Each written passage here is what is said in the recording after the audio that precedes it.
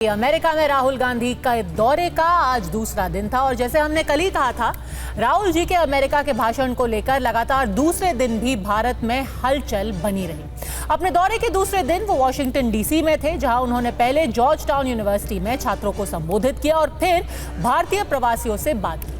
दोनों बातचीत कुल मिलाकर 76 मिनट और 36 सेकंड की ही थी, लेकिन पिछले 24 घंटे राहुल गांधी ने जो कुछ भी कहा उस पर भारत में चर्चा जारी रही। लेकिन इससे पहले कि हम राहुल गांधी के भाषण की बारीकियों पर गौर करें कि जो भी राहुल गांधी अमेरिका में बोल रहे हैं उससे क्या नैरेटिव सेट करने की कोशिश शायद की जा रही है। क्या इससे ये बात साफ हो जाती है कि भारत में अभी तक जो चुनावी नैरेटिव चल रहा था उसकी लाइन और लेंथ बदलने की कोशिश राहुल गांधी कर रहे हैं, और क्या उसकी शुरुआत की जा रही है खुद प्रधानमंत्री की छवि पर अटैक करके।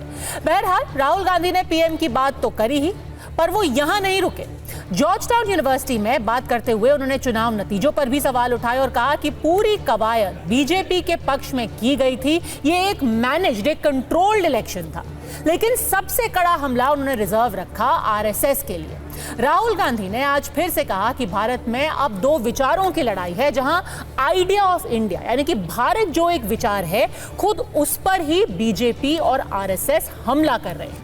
संस्थानों पर कब्जा किया जा रहा है और क्षेत्रीय भाषाओं से लेकर क्षेत्रीय पहचान भी पूरी तरह से खतरे में पड़ गए हैं।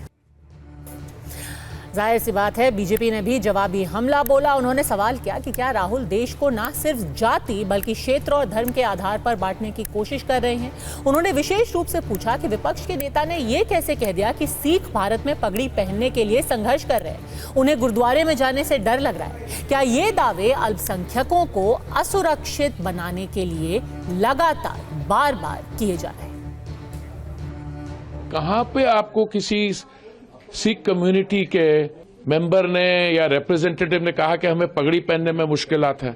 My brothers who live outside the country, जो मेहनत से अपनी कमाई करते हैं, उनको देश के बारे में पता नहीं, उनके सामने बैठ के अरे आपको तो पगड़ी पहनने में बड़ी मुश्किल हो रही है। सवाल यह है कि can a person applies to other religion making generalize statements without any basis.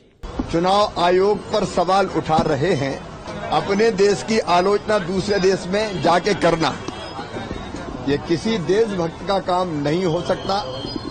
लगातार पराजय के कारण हताश, निराश और कुंठित राहुल अपनी कुंठा विदेश में जाकर निकाल रहे हैं। राहुल गांधी जी में कोई देशभक्ति नहीं है। राहुल गांधी जी विदेश जाते हैं, बिहार केंद्र की सरकार की आलोचना करते हैं, यहाँ आते हैं, उनका अपना एजेंडा है। तो बोलते हैं क्या, कहीं से शुरू करेंगे कहीं अंत करेंगे। मैच्योरिटी का उनमें अभाव है, परिपक्वता का अभाव है। तो अब आ जाते हैं आज के अड़ी के सवालों पर। क्या राहुल गांधी 2024 के चुनाव के बाद का नैरेटिव बदलने की कोशिश कर रहे हैं और क्या वो इसमें सफल हो पाएंगे? क्या राहुल गांधी इस सोच को पैदा करने में कामयाब हो गए हैं कि आइडिया ऑफ मोदी, जो उन्होंने बोला, जो आइडिया ऑफ मोदी है वो अब खत्म हो गया है? या जैसे कि बीजेपी बार बार बोल रही है, ये सब एक विभाजनकारी राजनीति का ही हिस्सा है। बहुत सारी चीजें राहुल गांधी ने बोली, तो मैं सबसे ये आग्रह करना चाहूंगी कि एक एक करके हम उनकी हर अलग बात पर चर्चा करेंगे। तो शुरुआत करते हैं। मैं उनकी एक बाइट चलाना चाहती हूँ। रोहन गुप्ता, उन्होंने आज क्या बोला? आइडिया ऑफ मोदी खत्म हो चुका है, यानी कि जो एक विचार 2014 से जिसके लिए लोग वोट डाल रहे थे, जो आपको तीसरा टर्म मिला है, वो अब धीरे धीरे धूमिल पड़ता जा रहा है। तो ये इतिहास बन चुका है। रोहन गुप्ता, राहुल गांधी कह तो बड़ी सारी चीजें रहे हैं, पर उनका केंद्र बिंदु है कि जो मोदी जी की छवि थी, जो मोदी जी की जो हनक थी, वो अब खत्म हो गई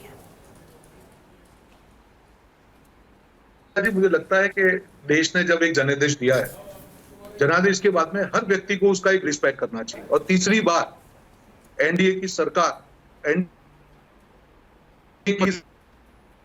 जनता ने विपक्ष की भी सीटें बढ़ाई। आज मुझे नहीं लगता है कि उसके बाद ये अहंकार दिखाना चाहिए।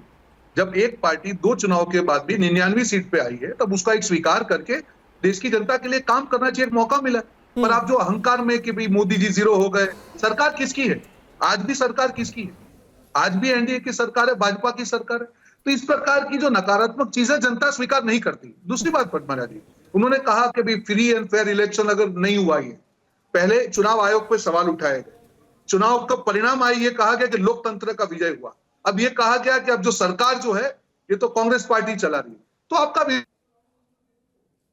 है पूरा लोकतंत्र, सबसे बड़ा विश्व का लोकतंत्र, इतना बड़ा चुनाव हुआ, चुनाव आयोग का हमको सम्मान करना चाहिए, उसको रिस्पेक्ट करना चाहिए, धन्यवाद करना चाहिए। जितना बड़ा परिणाम आया, आपकी फेवर में भी थोड़ा आया, फिर ये सब चीजें बात करनी, देश के बाहर जाके देश के चुनाव आयोग पे सवाल उठाना, मुझे नहीं लगता है कि ये योग्यता है। ये लोकतंत्र के ऊपर कहीं ना कहीं सवाल उठाने की जो मंशा है वो गलत है। आपका अधिकार है, आप विपक्ष में है, सवाल उठाइए। संसद में आपने कहा सरकार के ऊपर 10 सवाल उठाइए, पर देश के बाहर जाके देश के ऊपर सवाल उठाना, देश के प्रधानमंत्री के बारे में कहना, देश की नीतियों के बारे में कहना, आज उन्होंने सिख धर्म के बाद में जो ठीक है, वो कमेंट करी, सिख धर्म पे अभी आएंगे, सिख धर्म पे अभी आएंगे। चलिए गौतम सेठ से पूछ लेते हैं, ये अहंकार है, ये परिपक्वता की कमी है और लोकतंत्र को कमजोर करने की कोशिश है? देखिए, मुझे माफ कीजिए लेकिन मुझे इस बात को कहने में कोई दो राय नहीं है कि जो आइडिया ऑफ नरेंद्र मोदी, आखिर क्या था आइडिया ऑफ नरेंद्र मोदी? दमन की राजनीति, लोगों को दबाकर, लोगों को डराकर, लोगों को धमकाकर राज करने की राजनीति। उस आइडिया को इस देश की जनता ने और इस देश के गरीब लोगों ने कुचलने का काम किया है 2024 के चुनाव में। और जहां तक हमने ये बात करी और राहुल जी ने ये बात कही कि चुनाव बिल्कुल भी निष्पक्ष नहीं था, तो इस बारे में कोई दो राय नहीं है। और ये लोग आज हमें लेक्चर कर रहे हैं कि फॉरेन लैंड पर जाकर आप ऐसी बातें करते हैं। मुझे माफ कीजिए, इन्हीं की सांसद तरह तरह के इंटरव्यूज में कहती हैं कि भाई देश तो 2014 से पहले आजाद ही नहीं था। इन्हीं की पार्टी के नेता जगह जगह जाकर कार्यक्रमों में नेहरू जी के बारे में किस तरह की बातें करते हैं, उन लोगों के बारे में जिन्होंने इस देश के संविधान की रचना करी, किस तरह की नीच बातें करते हैं। तो ये जो दोगलेपन की राजनीति भारतीय जनता पार्टी को लगता है कि वो कर बड़ी आसानी से कि हम करें तो लीला और दूसरा करे तो कैरेक्टर ढीला, ये वाला जो इनका एक नैरेटिव चलता है 10 साल, वो अब खत्म हो चुका है। लोगों की आंखें खुल चुकी हैं। और जो आइडिया ऑफ मोदी खत्म होने के बाद जो आइडिया की रिसर्जेंस हुई है, आइडिया ऑफ राहुल गांधी, वो क्या है? वो है आइडिया ऑफ पीपल्स इश्यूज है। वो लोगों को लोगों के मुद्दों पर वापस लेकर आना, लोगों की राजनीति उन मुद्दों पर केंद्रित करना जिन मुद्दों के कारण लोगों के जीवन पर असर पड़ता है। उस बारे में कांग्रेस पार्टी ने बात की, उस बारे में राहुल जी ने बात की। अच्छा, तो एक आइडिया ऑफ मोदी कम हो रहा है, idea of Rahul Gandhi resurgence हो रहा है। चीखना चहाड़ना है चढ़ाए। R Rajagopal, idea of Rahul Gandhi का उदय हो रहा है। राहुल गांधी और आइडिया ऑफ कांग्रेस कुछ भी कहे। राजगोपालन जी, आइडिया ऑफ राहुल गांधी का उदय हो रहा है और आइडिया ऑफ मोदी खत्म होते जा रहे हैं। अस्तमन हो रहा है, उदय नहीं हो रहा है, अस्तमन हो रहा है। क्योंकि डरो मत, राहुल गांधी का 5 सीट में बता दूंगा पद्मजा। एक तो डरो मत बोला था, लेकिन रातों रात 2 बजे, रात को 2 बजे एक ट्वीट कर रहा है, ईडी कल सवेरे मेरा घर में आ रहा है, आप बेल मुझे मारो, ईडी आ रहा है, चाय पिलाएंगे। दूसरी चस, खटाखट। तीसरी, आग लगा देंगे, केरोसिन ऑयल, मिट्टी का तेल लगा दो, भारत माता को हत्या हो रहा है। दैट इज वाई आंक मारते हैं नरेंद्र मोदी का हक करके, बाहर आने के बाद आंक मारते हैं ज्योतिरादित्य सिंधिया के साथ। आपको पता होगा 5 साल पहले, लेकिन आज ज्योतिरादित्य सिंधिया तो उस तरफ है। तीसरी, फ्लाइंग किस देते, ये इसीलिए तो नरेंद्र मोदी ने कहा राहुल गांधी एक बालक बुद्धि का है आदमी। No, that narration is coming true, क्योंकि विदेश जाकर के सिख के बारे में बोल रहे हैं, बाकी जाति के बारे में बोल रहे हैं, आरएसएस के बारे में। जो राहुल गांधी का, मैंने कम से कम पद्मजा जी 40 साल पार्लियामेंट रिपोर्टिंग में संजीव श्रीवास्तव के साथ हम दोनों पार्लियामेंट को एक ईंट देखे हैं, एक ईंट, एक नहीं है, 2 नहीं है, कभी नहीं देखा। CM Stephen opposition leader, Atal Bihari Vajpayee opposition leader, Sushma Swaraj, even Rajiv Gandhi, बाकी लोग, कितना लोग है, किसी ने ऐसे नहीं बोला कभी। बाहर, इंडिया से बाहर आकर के विपक्ष नेता का एक डब्बा है राहुल गांधी। क्योंकि मुझे लगता है राहुल गांधी का जो मन पर आ रहा है, ये बोलते जा रहे, there is no proper discussion. अच्छा, तो संजीव जी, अगर किसी चीज का उदय हो भी रहा है, ये खतरनाक आइडिया है। राजगोपालन जी को बहुत डर लग रहा है उससे। राहुल गांधी कह रहे हैं डरो मत, आर राजगोपालन कह रहे हैं डर लगता है जिस तरीके के आइडिया का उदय हो रहा है।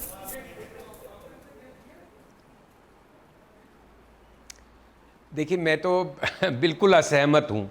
मैंने राहुल गांधी की ज़्यादातर साउंड बाइट सुन रहा हूँ मैं, ठीक है, कई चीज़ों से मैं सहमत नहीं हो सकता हूँ जो वो कह रहे हैं सिद्धांत पे या उसके दर्शन पे या उसका सही है कि गलत है, एग्जैजरेटेड हो सकती है, लेकिन ऐसी कौन सी बात कहती है जिस पे हमें ऑब्जेक्शन है?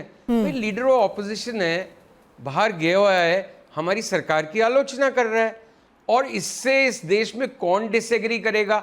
एक बार भी राहुल गांधी ने ये नहीं कहा कि प्रधानमंत्री का आइडिया खत्म हो गया है और डिमिनिश हुआ है, ये तो दिखती हुई बात है, वो तो इलेक्शन के रिजल्ट्स ने दिखा दिया कि डिमिनिश हुआ है, तो उसमें डिबेट की गुंजाइश कहाँ है? तो और एक डर खत्म हो गया, ये भी सबको मालूम है, मैं तो इस बात से कंप्लीटली सहमत हूं। एक डर का माहौल था, ईडी, सीबीआई, इनकम टैक्स, इसका एक टेरर रहता था ऑपोजिशन के, और जो डिसेंटिंग वॉइसेस होती थी उनके दिमाग में, वो खत्म हो गया है क्योंकि कोalition गवर्नमेंट हो गई है एक छत्र गवर्नमेंट की बजाय। तो ये तो बड़ी ऑब्वियस सी बात है, उसने ऐसी कौन सी अनकॉन्स्टिट्यूशनल बात कह दी? और लोगों ने कहा कि वो बीजेपी के सांसद कुछ कर रहे हैं। बीजेपी के सांसद को छोड़िए, विद ऑल रिस्पेक्ट्स, और मैं उसको भी गलत नहीं मानता, आप इंडियन डायस्पोरा को संबोधित करते हो, प्राइम मिनिस्टर ने क्या क्या नहीं कहा है विदेशी सॉइल पे, कि शर्म आती थी लोगों को अपने को भारतीय कहने में, सोचते थे कहां पैदा हो गए, क्या पाप किए थे पिछले जन्म में जो भारत में पैदा हुए। अरे वो लोग इस तरह की बात करेगी, ऐसा राहुल गांधी ने बोल क्या दिया? मेरे तो यही समझ में नहीं आ रहा। क्या बोल दिया रोहन गुप्ता? उल्टा बना रहे, तिल का ताड़ बन रहा है, उल्टा एक लीडर जाके एक उनकी बात सुनना चाहती हूँ, क्रिटिसाइज नहीं करेगा तो क्या तारीफ करे? क्रिटिसाइज छोड़िए रोहन गुप्ता, उनको एक मैं बाइट सुनाना चाहती हूँ। आज राहुल गांधी ने बोला कि मैं, चुनाव आयोग निष्पक्ष नहीं है, ठीक है, एक करके मोदी जी से मैं नफरत नहीं करता, मैं मोदी जी से एम्पथाइज करता हूं, मैं समझ सकता हूं कि उनके मन में क्या चल रहा है, ये भी कहा राहुल गांधी ने। मुझे कोई दुर्भावना नहीं है। रोहन गुप्ता वो तो कह रहे हैं मैं मोहब्बत फैलाने आया हूं, मोदी जी से भी मोहब्बत करते हैं वो, आप नहा के उनसे नाराज हैं? सिख धर्म को यहाँ पे वहां पे गुरुद्वारा में जाने से भी प्रॉब्लम है, या जो उनकी टर्बन पहनने से प्रॉब्लम है, ये सब चीजें बात नहीं करते ना। अगर मोहब्बत की दुकान होती है, अगर मोहब्बत की दुकान होती तो नहीं कहते कि तमिल भाषा जो है खतरे में। अगर मोहब्बत की दुकान होती तो ये नहीं कहते हैं कि यहाँ पर धर्म से जाति के लोगों को प्रॉब्लम है। अगर मोहब्बत की दुकान होती तो ये नहीं कहते क्या कि एक धर्म को दूसरे धर्म से लड़ाने की बात है। तो देखिए, बातें करना और हकीकत दोनों में बहुत फर्क है। समझ में, मैं अभी भी कहता हूँ विपक्ष का रोल है कि आप सरकार के सामने सवाल उठाइए, पर विदेशी जमीन पे जाकर ये कहना कि चीन जो है वहां पे बेरोजगारी का इश्यू नहीं है और यहाँ पे बेरोजगारी का इश्यू है, क्या आपको ठीक लगता है? आज पूरा विश्व देख रहा है कि जो भारत का विकास है वो चीन से ज्यादा है। अभी जो आईफोन लॉन्च हो रहा है पहली बार हुआ है, जो मेक इन इंडिया की बात करिए, 14% आईफोन इंडिया में प्रोड्यूस हो रहे हैं। तो आप क्रिटिसाइज करना बंद कीजिए, होना चाहिए क्रिटिसिज्म। अब हर चीज पे क्रिटिसिज्म होना ये चीज गलत है। सिस्टम पे सवाल उठाना, लोकतंत्र पे सवाल उठाना, चुनाव आयोग पे सवाल उठाना, जो चुनाव आयोग ने इतना बड़ा चुनाव बनाया, ऑर्गेनाइज किया, 99 सीटें कांग्रेस पार्टी की थी, उसको धन्यवाद करने की जगह पे ये कहना कि चुनाव ठीक से नहीं हुआ, क्या ये नफरत की बात नहीं है? क्या ये प्यार की बात है? मुझे लगता है पद्मजा जी, विदेशी जमीन पर आप पूरे विश्व में सारे नेता देख लीजिए, लीडर ऑफ ऑपोजिशन देखिए, मुझे एक नेता बताइए, आप क्रिटिसाइज करिए, तो क्रिटिसाइज करते करते देश के ऊपर सवाल उठाना मेरी उसके ऊपर आपत्ति है। और जो सिख धर्म के बारे में उन्होंने कहा पद्मजा जी, मैं आपको बता रहा हूँ, बहुत बड़ी कमेंट उन्होंने की, उसका जवाब देना मुश्किल होगा क्योंकि इस प्रकार की परिस्थिति देश में नहीं है। अब किस प्रकार से बात कर सकते हैं कि यहाँ पे गुरुद्वारा जाने में उनको डर लगता है? ये तो कभी भी ये नहीं हुआ ना। ठीक है, बार बार आपको जो सिख धर्म वाले कमेंट की बात कर रहे हैं गौतम सेठ, इससे पहले कि आप उस पर जवाब दें, एक बार फिर से अपने दर्शकों को सुना देते हैं कि सिख धर्म पर उन्होंने बोला क्या। उन्होंने कहा कि हमारे देश में एक ऐसी स्थिति बन गई है कि सिख ये अपनी पगड़ी पहनने में डर रहे हैं, अपना कड़ा पहनने में डर रहे हैं, गुरुद्वारे जाने में डर रहे हैं, और ये सिर्फ सिखों के साथ ही नहीं, ये बाकी मजहब, बाकी धर्म, बाकी समुदायों के लोग के साथ भी हो रहा है। क्या ये सेल्फ गोल है गौतम सेठ जी? क्योंकि बीजेपी के नेता तो ये भी कह रहे हैं हम कोर्ट जाएंगे इसके खिलाफ, ये बांटने की राजनीति है, ये डेंजरस है। नहीं, भाजपा के नेताओं को कोर्ट जाने से पहले अंबाला और राजपुरा की जो सरहद है, जहां पर सीमेंट लगाकर हमारे सिख भाईचारे के जितने किसान अन्नदाता बैठे हैं, पिछले 1 साल से ज्यादा से बैठे हैं, और सीमेंटेड कर मेटालिक वायर्स लगाकर उनको अंबाला तक क्रॉस नहीं करने दिया जा रहा, दिल्ली की तरफ आने नहीं दिया जा रहा। इसका जवाब भाजपा दे कि हमारे सिख क्या इस देश का हिस्सा नहीं है, कि वो इस देश की राष्ट्रीय राजधानी में नहीं आ सकते? और मैं तो पंजाब से आता हूं, पंजाब का हूं, और इस बात को बड़ी बारीकी से समझता हूं।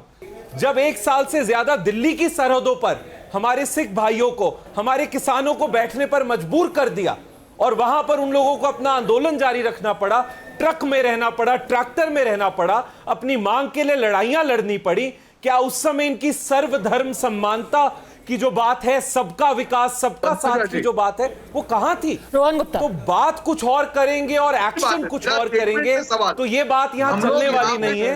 इन लोगों को साफ करना पड़ेगा। सिख धर्म के जो लोग हैं वो पगड़ी नहीं पहन पा रहे हैं, कांडा पहनने में डर रहा है, गुरुद्वारा जाने में, मुझे उस पर जवाब लीजिए ना, उस पर आपत्ति है।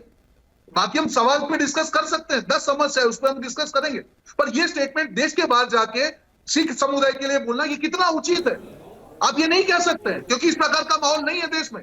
यहाँ किरपान भी लेके जाने दिया जाता है, आप कैसे किस प्रकार से अपमान कर सकते हैं? गौतम सेठ, आप विरोध कीजिए सरकार का, पर विरोध करते करते अगर आप लिमिट क्रॉस करके यहां तक पहुंच जाएंगे तो आपत्ति पूरे देश को होगी। आज पूरा सिख समुदाय को पे उतरने के लिए तैयार हुआ है कि किस प्रकार की कमेंट हो रही है। जब आप इस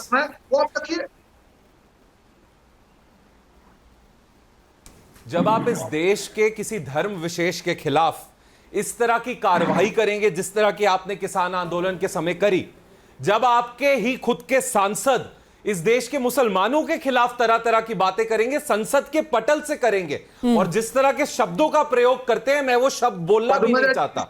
जब आपकी पार्टी एक ऐसी महिला को, मुझे 1 मिनट कंप्लीट करने दीजिए, मुझे कंप्लीट करने दीजिए, जब आपकी पार्टी एक ऐसी महिला को जो यहां पर गांधी के हत्यारे को देश प्रेमी कहती है, उस महिला को सांसद बनाकर चुनकर लाएगी, तो देश प्रेम के किस्से हमें भाजपा नहीं पढ़ाएगी।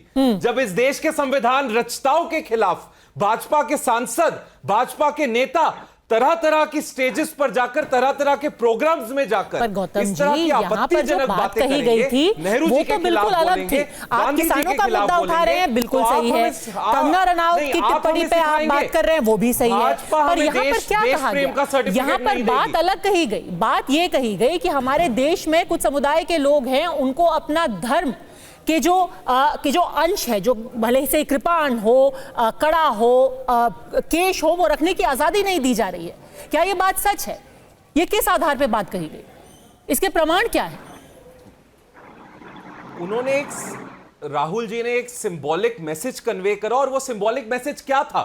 वो सिंबॉलिक मैसेज भाजपा की तरफ से जो दमन किया जा रहा है इन समुदायों का, चाहे वो सिखों का हो, चाहे वो मुसलमानों का हो, जिस तरह की जो मैसेज था वो दमन का था, कि दमन की राजनीति करती आई है, और उसका जीता जागता प्रमाण किसान आंदोलन की प्रति इनके एक्शन से, उसका जीता जागता प्रमाण है।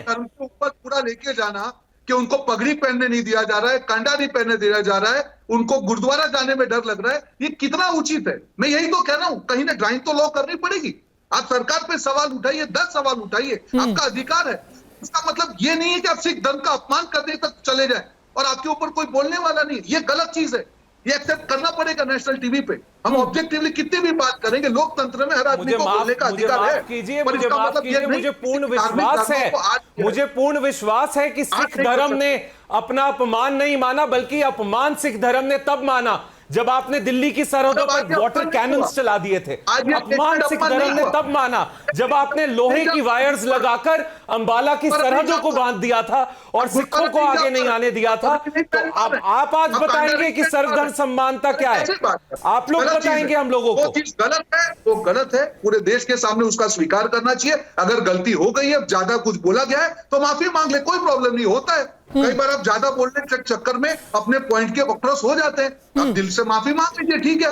पर इस चीज को जस्टिफाई करना पद्मजा जी बिल्कुल गलत है। पूरा देश आपकी डिबेट देखता है, नेशनल टाइम पे इवनिंग में सबसे बड़ा डिबेट शो है, इनको शर्म आनी चाहिए। पद्मजा जी, मैं तो इनके एक्शंस का जीता जागता प्रमाण, इनके एक्शंस का जीता जागता प्रमाण, अंबाला राजपुरा बॉर्डर पर इनकी कार्रवाई और दिल्ली के बॉर्डर पर इनकी कार्रवाई, इनके एक्शंस का, इनकी इंटेंशन का जीता जागता प्रमाण है।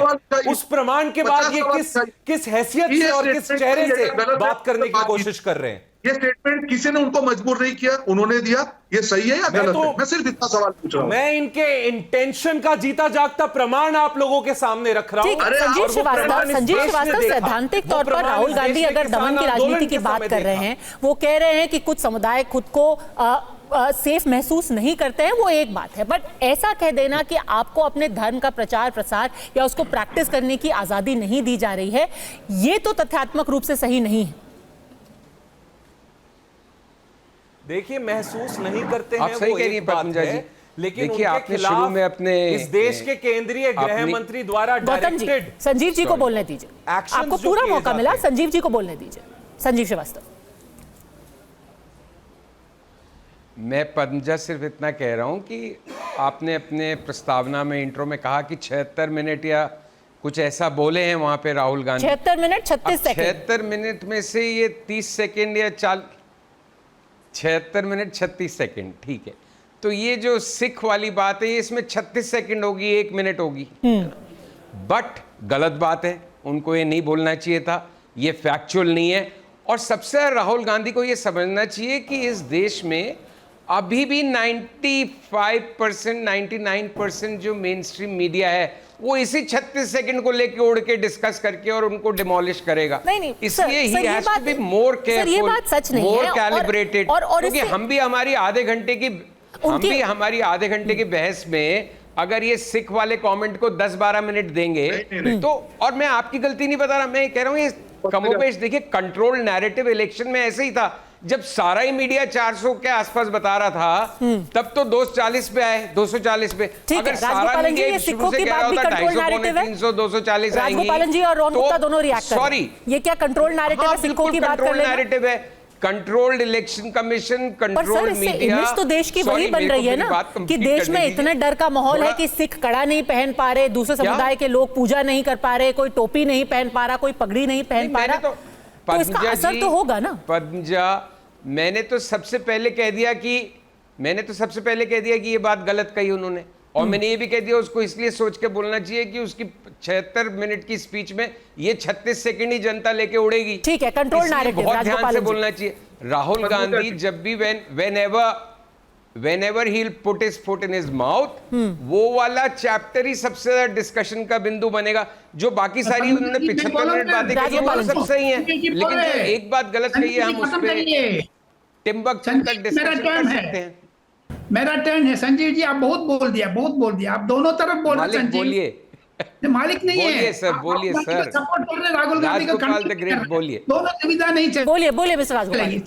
लेकिन पद्मजा जी, एक मुझे ये चीज पता होना चाहिए, मिस्टर राहुल गांधी का अमेरिका में स्पीच ये पन्नू खालिस्तान वालों को उस पे की प्रोवोक करेगा। सेकंड थिंग, इलेक्शन के बारे में मिस्टर राहुल गांधी ने जाकर के बोला, कम से कम मैं 10 चुनाव देखा हूं मेरा उम्र पर, 10 जनरल इलेक्शंस लोकसभा, कभी नहीं देखा है बाहर जाकर के किसी विपक्ष के नेता ने जाकर के खुद जो सीट से जीता है, वायनाड और अमेठी से भारत जोड़ो यात्रा किया है, तो इतना गलत जाकर के अनशंट बोलना ठीक नहीं है। मिस्टर राहुल गांधी, आपको टंग को कंट्रोल करना चाहिए। नहीं, संजीव जी कह रहे हैं, रोहन गुप्ता, कि उन्होंने बड़ी सारी चीजें बोली, उन्होंने प्यार की बात की, तो राजगोपालन जी देखिए वो प्यार की बात कर रहे हैं, वो कह रहे हैं कि लोग आई लव यू कह रहे हैं, पहले लोग ये सब नहीं कहते थे, आप सिर्फ उनके 30 सेकंड को लेकर के क्यों बात कर रहे हैं? कि बाहर जाकर के पार्लियामेंट में क्यों नफरत नफरत नफरत नफरत नफरत, आग लगाऊंगा, क्यों इतना वायलेंट बात करते? पर राहुल गांधी के जैसे उनकी डबल स्टैंडर्ड है, हमेशा एक चीज इधर बोलते हैं, एक चीज उधर बोलते हैं। पार्लियामेंट को अंदर, can you believe Padmaja that he said Bharat माता को हत्या हो रहे, इसको जो मिट्टी का तेल लगा दो आग लग जाएगा। इलेक्शन चुनाव को पहले क्या बोला, 400 बोल करके मीडिया के ऊपर अटैक किया था, लेकिन इनको 99 आया है, तीसरा बार भी देश ने, वोटर्स ने इसको विपक्ष में बिठाया है। लेकिन राहुल गांधी का कम से कम मुंह बंद करके बोलना चाहिए था ऐसे सिख के बारे में। इनके खुद पिताजी ने जाकर के बोला है, एक पेड़ गिरता है हिलती जाती। सेकंड थिंग, एक कांग्रेस प्रवक्ता से मैं पूछना चाहता हूं, जगदीश टाइटलर का कल भी नोटिस जारी किया है 1984 सिख राइट्स के ऊपर। सेकंड थिंग, जो पसमंदा मुस्लिम के ऊपर क्यों नहीं बोल रहे? मैं तमिल का हूं, मैं प्राउड तमिल का हूं। श्रीलंका में जाकर के कम से कम 2 लाख तमिल को मारा है ये राहुल गांधी का mummy and doctor Manmohan Singh government ने ड्यूरिंग 2009। भाई को DMK withdrawn the support because of that. लेकिन राहुल गांधी बोलता है सिर्फ सिख के ऊपर, क्योंकि उधर पन्नू को भड़काना है, खालिस्तान। गौतम सिंह आग लगाने की बात कर रहे, फिर प्यार की भाषा में देखिए, हम लोग जगदीश विपक्ष टाइटलर में को बोलो, चुने गए जगदीश हैं टाइटलर क्या और बोला है? हम जगदीश लगातार सरकार की नीतियों का विरोध करते रहेंगे और इस देश के जो मुद्दे हैं उनको आप उजागर करते करते रहेंगे रहेंगे। क्या? आप इस लगाओगे देश के क्या? मुद्दे बेरोजगारी है, इस देश के मुद्दे महंगाई है, इस गौतम देश जी, के मुद्दे गौतम जी, बेरोजगारी है, इस देश का उन्होंने क्या मुद्दा बोला? महंगाई है, उन्होंने कहा इस कि देश आप का मुद्दा सिक्कों की महिला बात कर रहे सुरक्षा हैं, है। डर की बात कर रहे हैं, सुरक्षा की बात कर रहे हैं। एक हफ्ता पहले जगदीश टाइटलर को लेकर के क्या हुआ?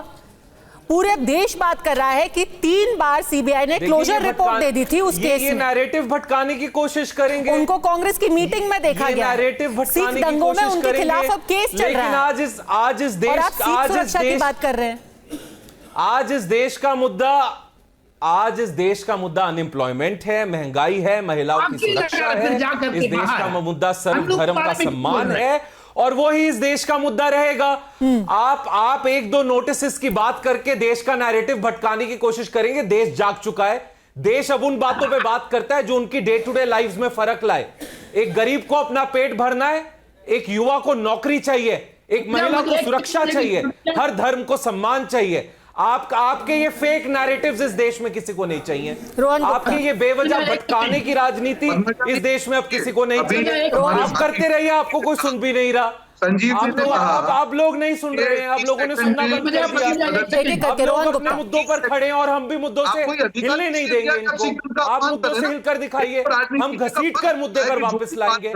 आप मुद्दे से हिलकर दिखाइए, हम घसीट कर वापस लाएंगे आपको। उसको बात कीजिए, पर आपको यह अधिकार किसने दिया कि आप 30 सेकंड में सिख धर्म का अपमान करें और फिर आप जस्टिफाई कर रहे हैं उसको? अगर वो सही में होते तो महिलाओं की अगर बात करते हैं तो कलकत्ता की भी बात करते हैं, तो अब उनकी बात ऑब्जेक्टिविटी से होती। तो ये बात ठीक नहीं है कि सिर्फ 30 सेकंड की बात नहीं है। 30 सेकंड कलकत्ता की बात राहुल गांधी ने नहीं की। कलकत्ता की बात राहुल गांधी ने नहीं की।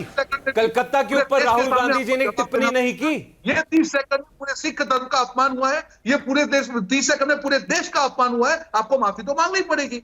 30 सेकंड का मतलब क्या हुआ? आप 5 सेकंड में भी किसी का अपमान कर सकते हैं। 30 सेकंड तो बहुत बड़ी चीज है। मेरा मुद्दा वाकस ये है, प्रतिमा जी, अगर आपको अपना कोई इश्यू बताना है, आपको जो भी आपको बात करनी हो, बेरोजगारी, आप करिए, पर वो कॉन्टेक्स्ट में इतने आगे मत चले कि लोगों की भावनाएं आहत हो। वही काम हो रहा है, ये हर बार होता है। आप करिए ना, सवाल उठाइए, सब विपक्ष का काम है, उठाए, पर उस प्रोसेस में सिख धर्म को आप ये कहेंगे कि देश में ये परिस्थिति है, ये परिस्थिति देश में नहीं है। किसी की वो हिम्मत नहीं है। देश का लोकतंत्र इतना मजबूत है।